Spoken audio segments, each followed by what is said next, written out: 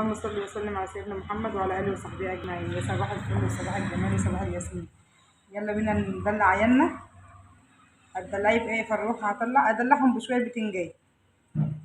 هنعمل طريقه بتنجان جميله جدا جدا جدا. والوقتي يعني انتوا عارفين وقت التكلفه دلوقتي عامله ازاي. مفيش الماديات، كل حاجه غاليه غاليه غاليه.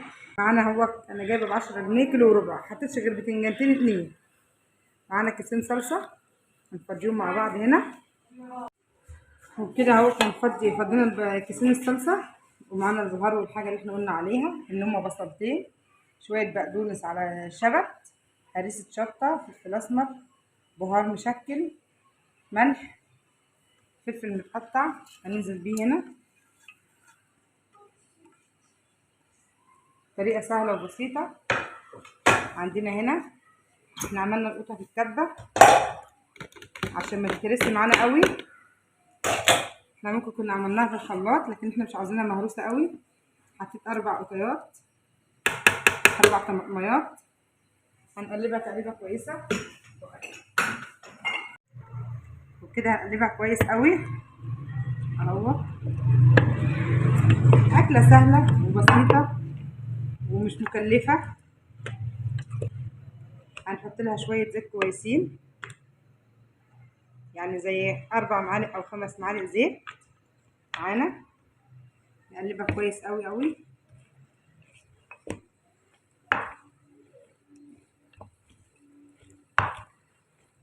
هنعملها زي البيتزا دلوقتي، طريقه سهله وبسيطه خالص.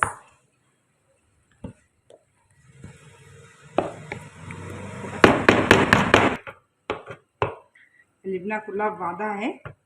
هنحط شويه زيت هنا في الصينيه،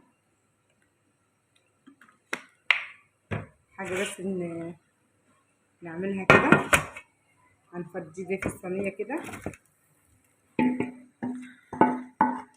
اننا دلوقتي محتاجين التوفير عشان الظروف مستمحه، ومفيش اوفر من كده.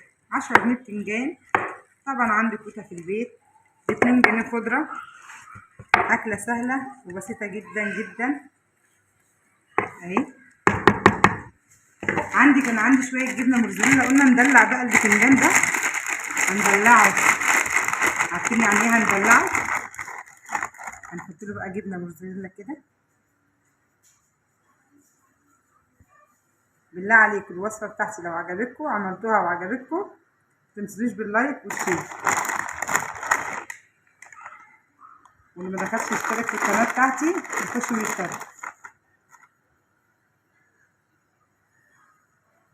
عشان تشجعوني انزل كل جديد. عشان انا بصراحه اليومين اللي فاتوا يعني ما نزلتش فيديوهات خالص، كانت نفسيتي مش حلوه خالص.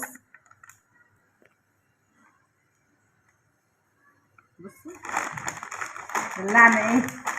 دلعنا البتنجان. بتعمل بطريقه سهله وبسيطه واقتصاديه 100%.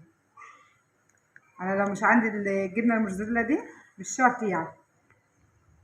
هنحطها الفرن ونرجع تاني مع بعض. وبكده حبايب قلبي خلصنا البتنجان الموفر اهو.